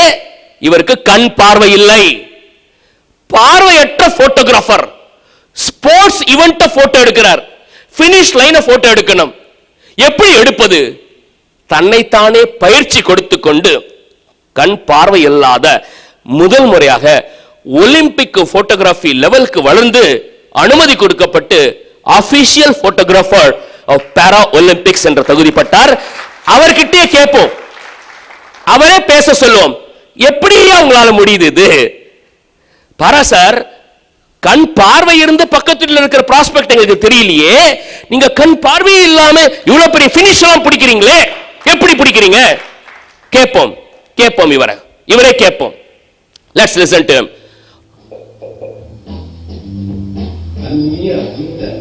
My life is a huge watercolor painting. My vision is blurred in color. Up to 1 meter, after 1 meter everything blurs. I ask to whomever is nearby to describe. எனக்கு சின்ன வயசுல ஒரு 8-9 வயசுல பார்வை இருந்தது. மெல்ல மெல்ல வந்த ஒரு வியாதியின் காரணமாக பார்வை இழக்க ஆரம்பிச்சேன். இப்ப எனக்கு எப்படின்னா, எனக்கு ஒரு அடி தூரத்தில் இருக்கிறது மட்டும் ஏதோ இருக்குன்னு தெரியுமே தவிர அது என்னதுன்னு கூட தெரியாது. 1 மீட்டருக்கு அப்புறம் இருந்தா அது என்னன்னு கூட எனக்கு தெரியாது. ஏதோ அப்படி இயக்கம் மாதிரி தான் இருக்கும். அப்ப நான் என்ன பண்றேன்னா, கேமரா எடுத்துன்னு போயிட்டு பக்கத்தில் இருக்கக்கூடிய போட்டோகிராஃபர்ஸ் கிட்ட கேட்கிறேன், இங்க என்ன நடக்குது அப்படின்னு கேட்கிறேன். யாரெல்லாம் எங்க நிக்கிறாங்கன்னு கேட்கிறேன். அவங்க சொல்றதெல்லாம் நான் காதுல வாங்கிட்டு நான் கேமரா வச்சுக்கிட்டு அதுக்காக தயாராகிறேன். My life is a huge watercolor painting. My vision is blurred in color. Up to 1 meter, after 1 meter. நீங்க மெனு எடுத்துருங்க, போர்ட்ல இருந்து மெனு எடுங்க. Nearby to describe the ambiance, to tell me what the athlete looks like and what they are. அவரை கேட்பேன், அவங்க பார்வை எப்படி இருக்கு, அவங்க உயரமா இருக்கிறாங்களா சொல்லுங்க, இந்த கேமராவோட இந்த எண்ட்ல இருக்காங்களா, அவங்க அந்த எண்ட்ல இருக்கான்னு கேட்பேன், பக்கத்துல கேட்பேன். அப்ப நல்ல ஒரு மூமெண்ட்டுக்காக வெயிட் பண்ணுவேன். நான் என்னுடைய காதுகளை தான் கண்ணா பயன்படுத்துறேன்,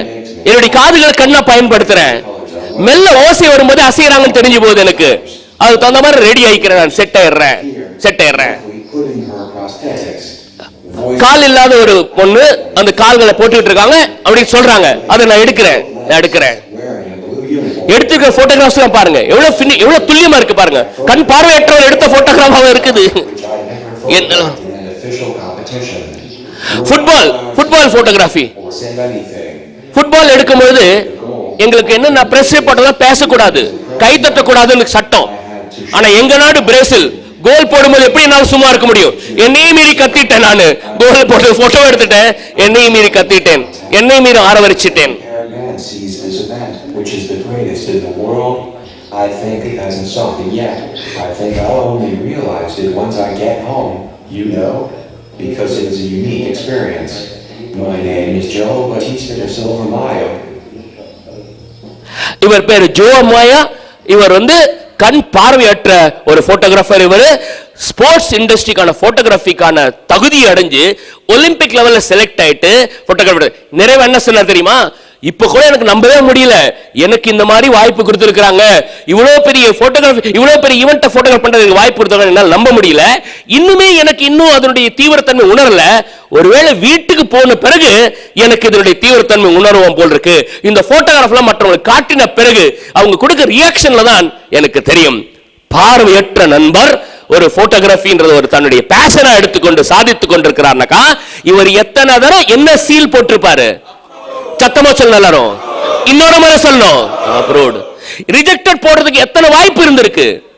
ஆனா நீங்கள் நானும் ஒரு முயற்சி எடுக்கணும் பொழுது அதிக அப்படியா என்ன மாதிரி சீல் குத்துறோம் பார்க்கணும். நீங்க அப்ப அப்ரூவல் போடுற ஒரு பழக்கத்தை ஏற்படுத்திக்கிட்டோம்னாக்கா, அப்போ நம்மளால நண்பர்களே நம்ம வாழ்க்கையில் இருக்கக்கூடிய இனிஷியேட்டிவ்ஸ் எல்லாம் நடக்குது.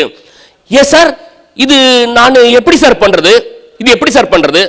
என்ன பாருங்க, வலது கையில எழுதுறதுக்கு நம்ம பழகிட்டோம். சில பேர் இடது கையில் எழுத பழகிட்டாங்க. ஆமாம் இல்லை சத்தமா சொல்லணும். அதே மாதிரி தான் அப்ரூவ்ட் சீல் போடுறது கூட நம்ம பழக்கமா ஏற்படுத்திக்கலாம். புரிஞ்சுதா உங்க எல்லாருக்கும்? ஆமா இல்ல சொல்லுங்க பார்க்கலாம். இது ஏதோ புது டெக்னிக்கெல்லாம் கிடையாது. நானா என்னுடைய மனதை பழக்கி கொள்ள முடியும்.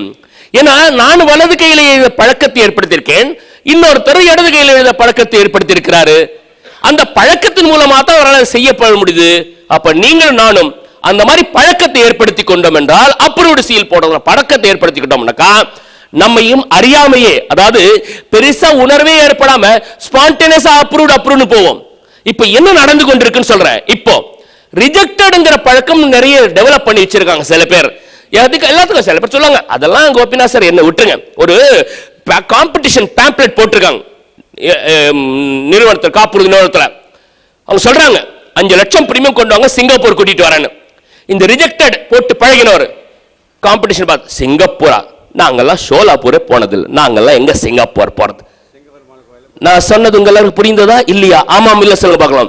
இந்த அப்ரூவ்ட் சீல் போட்டு பழகினவர் இப்போதைக்கு 50,000 தான் பிரீமியம் பண்ணியிருப்பாரு, 5 லட்சம் இன்னும் 10 மடங்கு பண்ணணும். ஆனாலுமே அப்ரூவ்ட் போட்டு தான் பார்ப்போமே, போட்டு பார்த்து முன்னேற வருவாரு. அதனால்தான் இந்த பழக்கம் என்பது நமக்கு ரொம்ப தேவையா இருக்கு. அப்ப என்ன சொல்ல வரோம்? நீங்க என்ன சொல்ல வரீங்க? இடது கையில ஏற்படுத்தின பழக்கத்தை வலது கையா மாத்தணும்னா மாத்த முடியும். வலது கையில எழுதுற பழக்கத்தை இடது கையா மாத்தணும்னா மாத்த முடியும். சைக்கிள் ஓட்டணும்னா கத்துக்க முடியும், ஸ்கூட்டர் ஓட்டணும்னா கத்துக்க முடியும். அப்படி நம்மளை பழக்கப்படுத்திக் கொள்ள முடியும். அதே தான் இங்க எழுதியிருக்கு. எல்லாருமே சேர்ந்து சத்தமா படிங்க என்ன எழுதியிருக்குன்னு.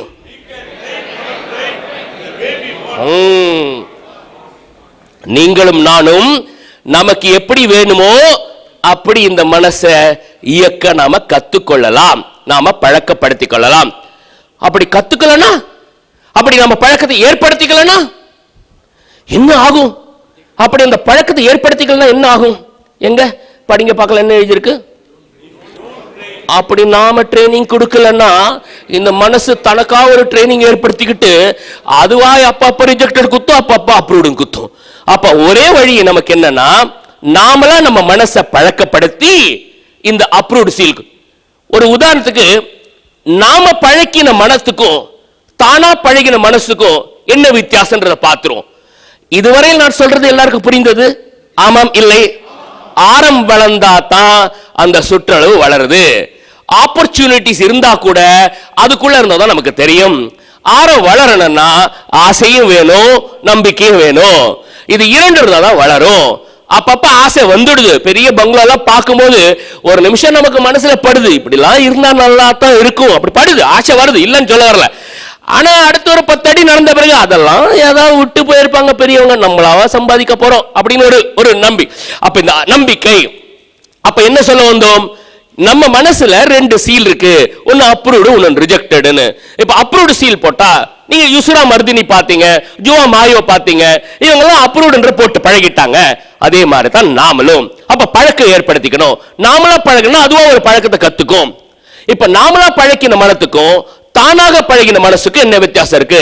இந்த பக்கம் எழுதி இருக்கிறது நான் பழக்கப்படுத்தின மனம், இந்த பக்கம் இருக்கிறது இந்த சமுதாயமா உலகமா சேர்த்து ஏற்படுத்தின பழக்கங்கள் இருக்காங்க சமுதாயத்தில். இதுக்குன்னு ஒரு ட்ரெயினர் இருக்கு, ஒரு குரூப் இருக்கு. எப்படிப்பட்டவங்கக்கா ட்ரெயினர்னா?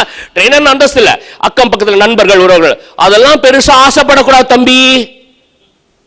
நான் சொல்றது புரிஞ்சதா உங்க எல்லாருக்கும்? ஆமாம் இல்லை? இல்ல சத்தமா சொல்லணும். இப்ப இவங்க நமக்கு நம்மள பழக்கிறாங்க, இவங்க நம்ம பழக்கிறாங்க. இன்னும் சில சமயம் வீட்டுல பொண்ணுக்கா ரொம்ப கஷ்டப்படக்கூடாதுங்க, ரொம்ப எல்லாம் கஷ்டப்படக்கூடாது, ரொம்ப கஷ்டப்படக்கூடாது. ஏற்கனவே நமக்கே வேற ரொம்ப கஷ்டப்படுறோமோன்னு ஒரு மனசுல ஒரு எண்ணம் வேற. இப்போ அதுக்கு இவங்க சொல்லிட்டாங்களா, அவ்வளவுதான் நம்ம அப்ப போறோம்னு.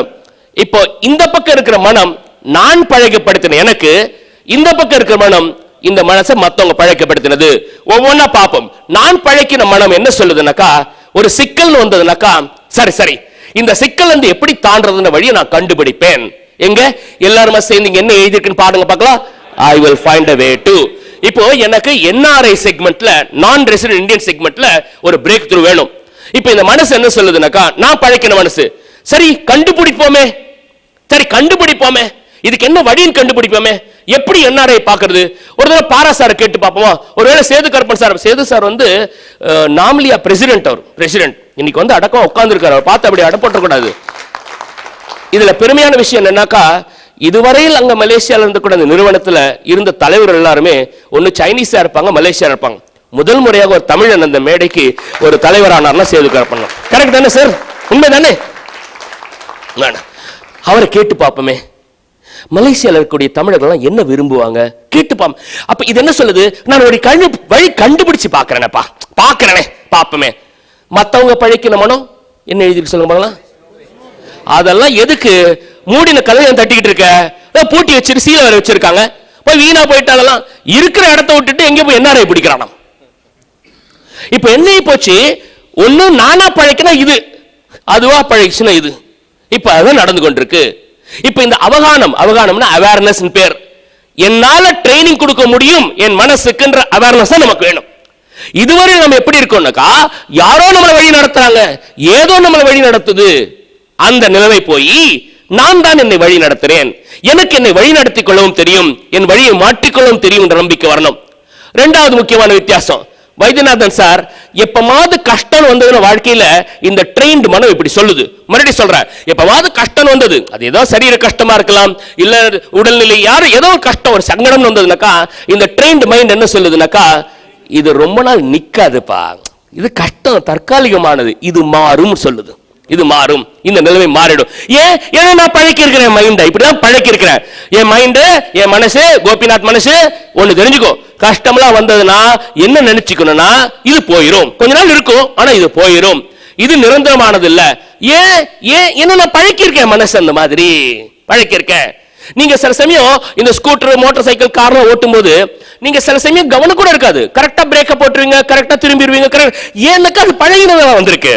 இப்ப புதுசா வந்தவருக்கு ஒவ்வொரு இடமும் கேட்டு கேட்டு திரும்பணும். அப்ப பழகின மனசுக்கு இந்த மாதிரி இப்போ கஷ்டம்னு வந்ததுன்னு வச்சுக்கோங்க, இந்த பழகாத, நான் பழக்காத மனசு, மற்றவங்க பழக்கின மனசு, வைத்தியநாதன் சார் என்னன்னு சொல்லுங்க பார்க்கலாம். முடிஞ்சு போச்சு, அவ்வளவுதான், இனிமேல் வாழ்க்கையை முடிஞ்சு போச்சு, இனிமேல் மூட்டை கட்டிட்டு போ வீட்டுக்கு. இந்த மாதிரி. மூணாவது ஒரு உதாரணம் பாருங்களேன், நிறைய பேருக்கு இது ஒரு சின்ன ஒரு பிரச்சனை. நான் உயரம் கம்மியா இருக்கிறனோ, நான் கொஞ்சம் சிகப்பா இருக்கணும், கருப்பா இருக்கணும், நான் அப்படி இருக்கணும், இப்படி இருக்கணும். நாம எப்படி இருந்தா என்ன, நாம நல்லவங்க, எனக்கு என்ன பிடிச்சிருக்கு, அந்த மனசு ரொம்ப தேவை. சில பேருக்கு இன்ஃபீரியாரிட்டி காம்ப்ளெக்ஸ் ஏன் வருதுனாக்கா, அவரை மாதிரி இல்லையே, நாம அவரளவுக்கு படிக்கலையே, அவரளவுக்கு இப்படி இருக்கே, இவரளவுக்கு இப்படி இருக்கே. அதனால நான் பழக்காத மனம் எங்க தடமானி சார், தானா பழகிற மனம் என்ன சொல்லுது, மத்தவங்க எப்படிப்பா என்ன அப்ரூவ் பண்ணுவாங்க, அவருக்கு என்ன பிடிக்குமோ பிடிக்காது தெரியலையே, அவ்வளவு பெரிய மனிதன் கூட நான் போய் பேச முடியுமான்னு.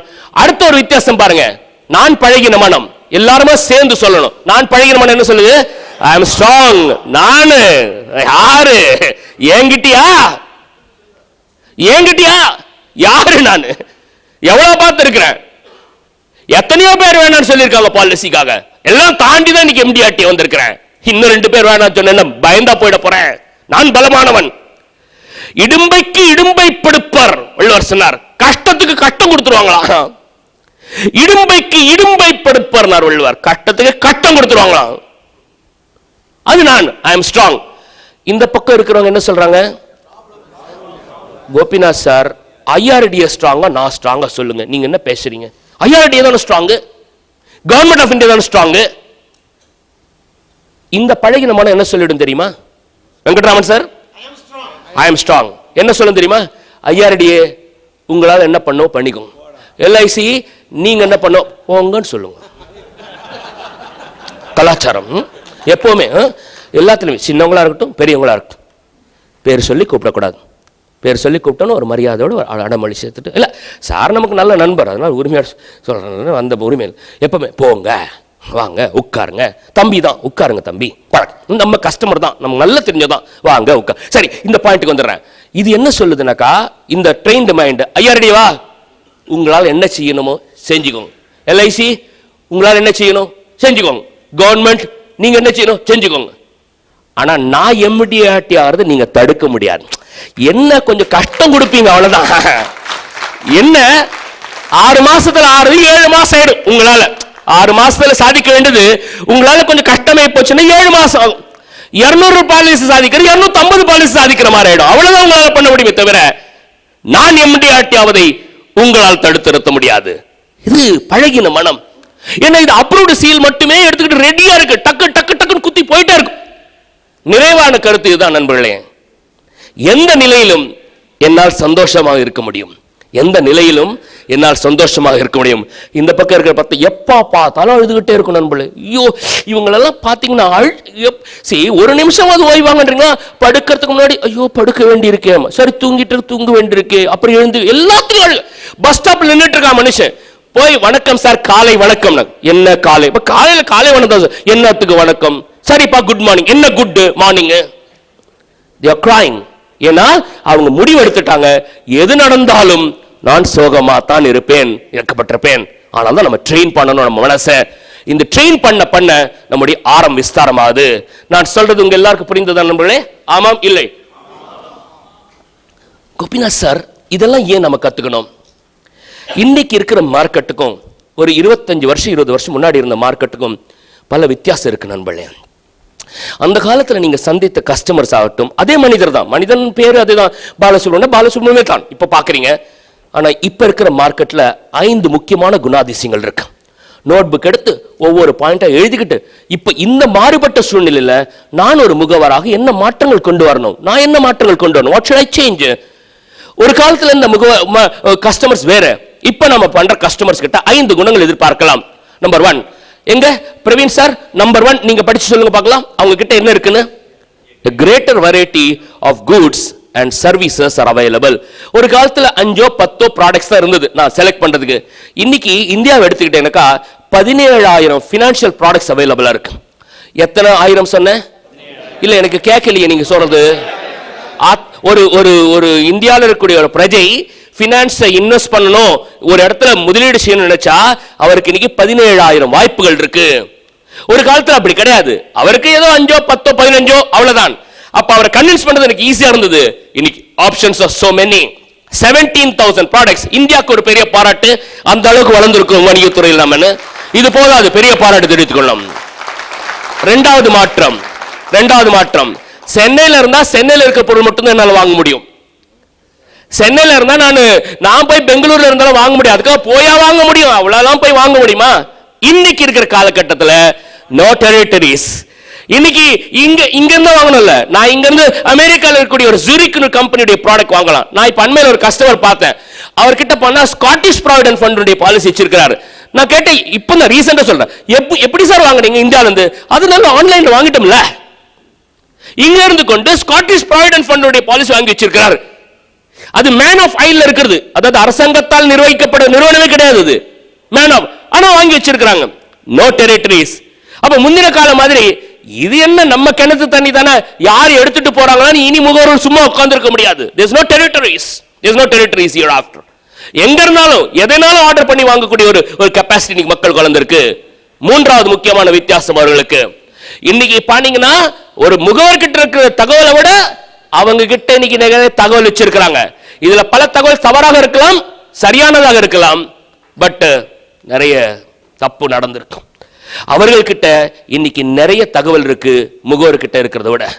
ஒரு கம்பெனியினுடைய ப்ராடக்ட்ஸ் எல்லாம் இருக்கிறவங்க எல்லாருக்கும் இந்த அபிப்பிராயம் சர்க்குலேட் ஆயிட்டா இருக்கு.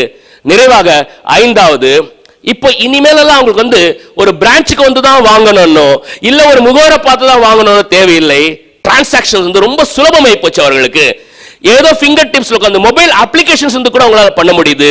இந்த 5 மாற்றங்கள் இன்று நடக்கக்கூடிய நிலையில முகவர் சமுதாயத்திலிருந்து நாம எப்படி மாறணும்? நமக்குள்ள 5 விதமான மாற்றங்கள் வரணும். மாற்றங்கள் ஆல்ரெடி நிறைய பேர் சாதிச்சிருக்கீங்க. இல்லாதவர்கள் இந்த 5 விதமான தகமைகள் குவாலிஃபிகேஷன் ஏற்படுத்திக் கொள்ளணும். ஒன் பை ஒன் ஒன்னொன்னா போவோம். சாரி, நீங்க எடுக்கிறீங்களா? சொல்லிட்டீங்கன்னா நான் வச்சிருவேன், நான் இல்லைன்னா மூவ் பண்ணிட்டு போயிட்டே இருப்பேன். எடுத்துருங்க, ஃபாஸ்ட் எடுத்துருங்க. எனிவே இந்த ஸ்லைட்ஸ் வந்துடும் உங்களுக்கு, பிடிஎஃப்ல வந்துடும். நீங்க ஒரு மெயில் அனுப்பிட்டீங்கன்னா போறோம், gopinath@gopass.com அனுப்பிட்டீங்கன்னா you'll get it. Right. அடுத்தபடி இன்னைக்கு இருக்க சமுதாயத்துல ஒரு முகவர்களுக்கு என்ன வேண்டும்? 5 விடயங்கள். நம்பர் 1, நம்மை பொறுத்தவரை நண்பர்களே, இனிமேல் ஒரு கேஷுவல் அப்ரோச்ல நடக்காது. ஏதோ நான் வந்தனா 2 பாலிசி செஞ்சனா போனான்ற முகவர்கள் எல்லாம் காணாம போயிருவாங்க. ஏதோ பண்ணுவாங்க, ரொம்ப ஸ்ட்ரகிள் பண்ணிட்டு இருப்பாங்க. இனி நாம எப்படி மாறணும்னா பேஷனேட் மிஷனரிஸ் ஆகணும். பேஷனேட் மிஷனரினா ரொம்ப ஆசையா வேலை செய்யக்கூடியவர்கள். இப்ப மதர் தெரேசா எல்லாம் மக்களுக்கு சில சமயம் போய் இந்த நிதி வாங்குறதுக்காக கேன்வஸ் பண்ணும்போது எவ்வளவு ஆசையா கேன்வஸ் பண்ணுவாங்க. அந்த மாதிரி பேஷனேட் மிஷனரிஸ். என்னை பொறுத்தவரையில் காப்புறுதி என்று ஒரு அத்தியாவசிய பொருள், இது ஒரு ஆடம்பர பொருள் அல்ல. இது ஆழமான நம்பிக்கை எனக்குள்ள ஊறி போயிருக்கு. நான் கஸ்டமர் கிட்ட பேசும்போது நான் சொல்லலைன்னா கூட இந்த வேகம் வந்துடுதாங்க. ஏன்? ஏன்னா நான் ஒரு பேஷனட் மிஷனரி. நான் சொல்றது உங்க எல்லாருக்கும் புரிந்தது? ஆமாம் இல்லை நண்பர்களே? இனிமேல் கேஷுவல் அப்ரோச் நடக்காது, கேஷுவல் அப்ரோச் நடக்காது. ரெண்டாவது முக்கியமானது ப்ராடக்ட் ஆகட்டும், என்னுடைய கமிஷன் ஆகட்டும், அதெல்லாம் இரண்டாம் பட்சம். என்னை பொறுத்தவரையில் உண்மையான அன்பு கஸ்டமரை நோக்கி, உண்மையான மரியாதை, உண்மையான அன்பும் மரியாதையும். இது ஏதோ பாலிசி கொடுத்தா மரியாதை இன்னும் அன்புனோ அந்த மாதிரி இல்லாமைக்கு, சின்ன பாலிசிக்கு கொஞ்சம் லெவல்ல பெரிய அளவுக்கு அப்படியெல்லாம் கிடையாமைக்கு, genuine love and respect for customers, உண்மையான அன்பு, உண்மையான மரியாதை கஸ்டமர்ஸ். மூணாவது முக்கியமானது, ஏதோ 2 ப்ராடக்ட் தெரிஞ்சு வச்செல்லாம் இவங்க கிட்ட வாழ முடியாது. இருக்கக்கூடிய அவங்களுக்கு இருக்கிற எக்ஸ்பர்டீஸ்க்கு நாம மேட்ச் பண்ணணும்னாக்கா நம்ம கிட்ட எப்படி இருக்கணும்னாக்கா நிறைய தொழில் திறமை இருக்கணும். நம்ம கிட்ட 4-5 ப்ராடக்ட்டை கம்பைன் பண்ணி கூட ஒரு கம்ப்ளீட் சொல்யூஷன் கொடுக்கிற அளவுக்கு நம்ம தயாராகணும். ஏதோ ஒரே ஒரு லெவல்ல மட்டும் சொல்யூஷன் கொடுக்கிற மாதிரி இருந்தா போராது. நம்ம பல வகையில் அவங்களுக்கு சொல்யூஷன்ஸ் கொடுக்கிற அளவுக்கு நம்ம தயாராகணும். மூன்றாவது, expertise in designing the right solutions, சரியான சொல்யூஷன். நான் நிறைய பழைய கஸ்டமர்கிட்ட போய் பார்த்திருக்கேன். அவங்க கிட்ட பழைய பாலிசில வாங்கி பார்த்தாக்கா அவங்களுடைய சில பாலிசி எல்லாம் பாத்தீங்கன்னாக்கா 56 வயசுல மெச்சூர் ஆகும், 54 வயசுல மெச்சூர் ஆகும். நீங்க இந்த மாதிரி பார்த்திருக்கீங்க? ஆமாம் இல்ல சொல்லுங்க பார்க்கலாம். பார்த்திருக்கீங்களா இல்லையா? 56 வயசுல பாலிசி மெச்சூரிட்டி எடுத்துக்கிட்டு 58 வயசுல மெச்சூரிட்டி எடுத்து என்ன பண்ண போறாங்க இந்த மனுஷன்? இன்னும் 4 வருஷத்துல பணம் சேர்த்து வச்சிருப்பாரா? எப்படி கொடுத்தாங்க இந்த திட்டத்தை? ஏன்னா எனக்கு 20 வருஷம் பிளான் வித்து தான் பழக்கம். உங்க வயசுக்கு எனக்கு சம்பந்தம் கிடையாது. நான் யார்கிட்ட போனாலும் 2020 பிளான் தான் வைப்பேன். பாருங்க, now it's not allowed. ஈஸியா ரிஜெக்ட் பண்ணிடுவாங்க மக்கள் நம்மள. அடுத்தபடியாக பாத்தீங்கன்னாக்கா இனிமேல் அவங்க கேட்டு சர்வீஸ் பண்றதுன்னு இல்லாமைக்கு அவர்களா பார்த்து எனக்கு இந்த இசிஎஸ்ல ஏதோ பிரச்சனை வந்திருக்கு, எனக்கு இந்த மாதிரி இது அதெல்லாம் சர்வீஸ் டாக்ஸ்ல மாற்றம் வந்திருக்கு, first year premium second year பிரீமியமுக்கு எனக்கு இது தெரியலையே, நான் எப்படி அட்வைஸ் சொன்னேன். இனி அதெல்லாம் அவங்க வெயிட் பண்ண போறல. ப்ரோஆக்டிவ்னா அவர்கள் கூப்பிடுவதற்கு முன்பாகவே வந்து நிற்கும். அவர்கள் கூப்பிடுவதற்கு முன்பாகவே வந்து நின்னாக்கா அது வந்து ப்ரோஆக்டிவிட்டின்னு பேர். ப்ரோஆக்டிவிட்டினா அவங்க கூப்பிட்ட பிறகு வருது கிடையாது, கூப்பிடுறதுக்கு முன்பாகவே அவர்களுக்கு தேவை என்பதை முன்கூட்டியே உணர்ந்து கொண்டு போய் சேர்க்கிறவங்க பேர் தான் ப்ரோஆக்டிவிட்டி. ஒரு சின்ன உதாரணம் சொல்றேன் இந்த ப்ரோஆக்டிவிட்டிக்கு. இந்த பாண்டவர்கள் வனவாசம் போயிட்டாங்க. வனவாசத்துக்காக கிளம்பிட்டு இருக்காங்க. அந்த கிளம்பிட்டு இருக்கும்போது சூரிய பகவான் மகாபாரதம் சொல்றாங்க வந்து கூப்பிட்டு தர்மராஜாவை பார்த்து இந்த அக்ஷய பாத்திரம் கையில் வச்சுக்கோ, உங்களுக்கு ரொம்ப யூஸ்ஃபுல்லா இருக்குன்னு கொடுத்தார். எப்போ தர்மராஜா கேட்ட பிறகு எங்களுக்கு வனவாசத்துல எப்படி குக்கிங்லாம் பண்றது, எங்களுக்கு வசதியெல்லாம் இல்லையே, ஏதாவது தயவு பண்ணுவீங்களான்னு கேட்ட பிறகு வந்து கொடுக்கல. இவங்க போறாங்களே அங்க சிரமப்படுவாங்களேன்னு சொல்லிட்டு தன்னை கையில இருந்து அக்ஷய பாத்திரத்தை கொண்டு கொடுத்தார். அது ப்ரோஆக்டிவிட்டின் பேர். நான் சொல்றது உங்களுக்கு புரிந்ததா? ஆமாம் இல்லை? இனிமேல் இந்த கதை மனசுல ஞாபகம் இருக்கட்டும். ஒவ்வொரு நாளும் கேளுங்க, அடுத்த வாரம் என் கஸ்டமருக்கு என்ன தேவைப்படும், அடுத்த மாசம் என்னெல்லாம் தேவைப்படும், இன்னிலிருந்து நான் அதுக்கான முயற்சிகள் எடுத்துக்கொள்ள முடியுமான்னு. அடுத்தபடி முக்கியமானது நம்மளே, நம்மை பொறுத்தவரையில் நாம இனி தனி மனிதனா இயங்கி பிரயோஜனப்படாது, நமக்கு நல்ல ஒரு பிராண்ட் வேல்யூ வேணும். ஏன்னா இன்னைக்கு மக்கள் செலக்ட் பண்ணும்போது யார்கிட்ட ஜாயின் பண்றது ஒரு பிரஸ்டீஜ் எதிர்பார்க்கறாங்க. அப்ப நீங்கள் நானும் ரொம்ப அடக்கமா, தன்னடக்கம் வேணும் தான், அதுக்காக வேண்டி ஊர் உலகத்துக்கு நம்ம ஏஜென்ட்ஸ்ன்ற விஷயமே தெரியாம வாழ்ந்துகிட்டு இருந்தோம்னு வச்சுக்கோங்க, முடிஞ்சது கதை. இனிமேல் ஊர் உலகத்துல எல்லாருக்கும் பறைசாற்ற வேண்டும், நான் இந்த லெவல்ல முகவார், நான் இந்த மாதிரி சாதனைகள் படைத்துக் கொண்டிருக்கிறேன். கஸ்டமர் கிட்ட கூட சொல்லணும், கஸ்டமர் சார் இந்த சினிமா உலகத்தில் இருக்கிறவங்க எல்லாம் ஆஸ்கர் விருது தான் அவங்களுடைய வாழ்க்கையினுடைய எல்லையா நினைச்சிட்டு இருக்காங்க. ஸ்போர்ட்ஸ் உலகத்தில் இருக்கவங்க ஒலிம்பிக் கோல்டு மெடல் தான் அவங்களுக்கு வாழ்க்கை கனவு நினைச்சிட்டு இருக்காங்க. அதற்கு இணையான ஒரு பதக்கம் பினான்சியல் இண்டஸ்ட்ரி இருந்ததுன்னா அது $1 மில்லியன் ரவுண்ட் டேபிள். ஆண்டவன் அருளால உங்களை மாதிரி நல்ல உள்ளங்களுடைய சப்போர்ட்டால 10 வருஷமா குவாலிஃபைட் இருக்க நாம பறைசாற்றணும். we need to tell people, செய்யணும், செய்ததை சொல்லணும், செய்ததை சொல்லணும். இந்த அளவுக்கு மாற்றங்கள் வரணும்.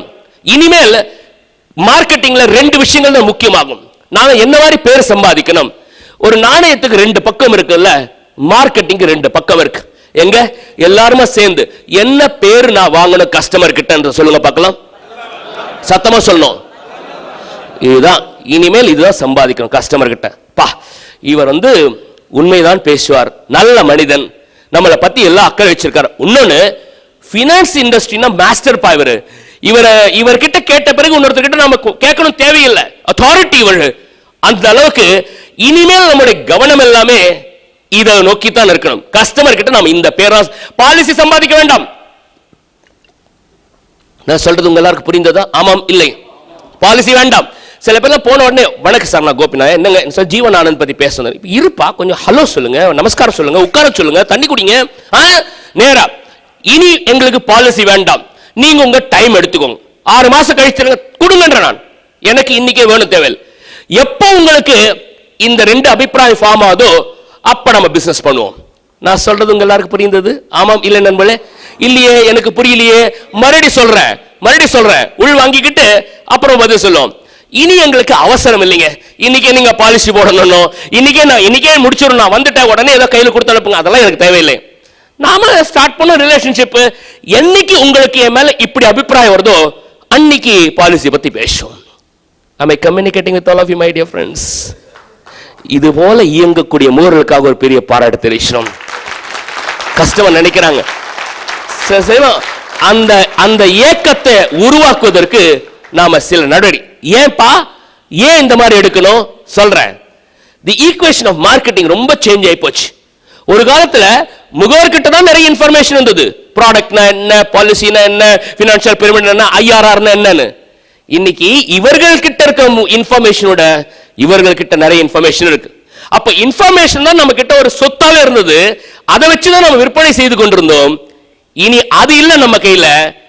இனி வர காலத்துல ரிலேஷன்ஷிப் மட்டும்தான் மார்க்கெட்டிங் உதவும். அந்த ரிலேஷன்ஷிப் வளர்ப்பதற்கு நாம பல வகையில பயன்படணும். கொஞ்சம் பொறுமையா கையாண்டால் கூட பரவாயில்லன்றான். ஏன்னா நாம இன்னைக்காக ஏஜென்சி எடுக்கல, இந்த வருஷத்துக்காக ஏஜென்சி எடுக்கல, நாமெல்லாம் வாழ்நாளுக்காக ஏஜென்சி எடுத்தவங்க. ஆமாம் தான் நண்பர்களே. இன்னும் ஆண்டவன் அனுமதி 2வது ஜெனரேஷன் கூட வரப்போறாங்க. கொஞ்சம் பொறுமையாகத்தான் கையாளணும்.